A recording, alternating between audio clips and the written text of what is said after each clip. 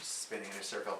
Hey, what's up, GITV? I'm Daniel, and this is Tyler. He works here at the sales floor. One of the most common questions we get working at the sales floor is what guns and what gear do we use when we go out and play? Almost everybody on the sales floor actually plays Airsoft on a regular basis. So, Tyler, why don't you tell us a little bit about your gear?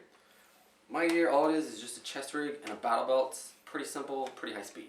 Okay, so tell us a little bit more about this chest rig. It looks something a little bit unique. I can see it's open top, so it looks like it'd be very quickly to grab those magazines. Yeah, this is the Pig Sistema chest rig. It's the most basic chest rig, I think, in my opinion, out there, just because all it is 4 mags. It's got these Kydex inserts, so the mags stay in there pretty tight. They're not going anywhere if I'm running. It's really basic for what I need. Okay, so I see you also have a chest rig and a battle belt setup. So I know this is something that's a little bit more popular these days. What's the reasoning and the thinking behind a chest rig and a battle belt? With the battle belt and the chest rig combination, it keeps a lot of the weight off my shoulders and off my actual body, and just kind of puts it more down here and more on my belt and my chest rig, because I'm not running a lot of stuff. I'm just running, the essentials, the mags, and a dump pouch just to get rid of the mags. But other than that, it's pretty lightweight. It keeps all the weight off of me. Got it. So I see 4 magazines on the chest, and it looks like another 4 magazines that he has on the left. I don't know if you guys can see in the camera. So when you play, do you generally use mid caps or high cap magazines, and why?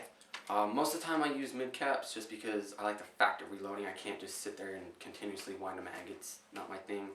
Only time I ever use high caps is if my gun has feeding issues, which it rarely does. Alright, sounds good. So I kind of see this theme going on where everything is very minimal, streamlined, quick, and lightweight. So with that being said, why don't you pull out your primary and tell us a little bit more about that? This is my primary. This is a G4A1 that is, the GI Customs. This is actually one of the first generations just because of the logo on the side. It's pretty cool.